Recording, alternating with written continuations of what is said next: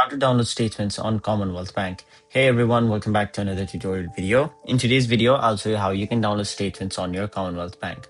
So to do that, first of all, open the Commonwealth Bank app on your mobile device and simply log into your account. Now, once you've logged in, simply tap on the Accounts tab, which is on the bottom side of your screen.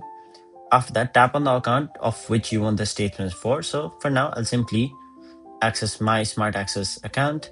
Now, once you've done that, simply tap on the three dots option right over here. After that, it'll provide you details such as account details, statements, manage account, get account information. Simply tap on the second option, which is statements.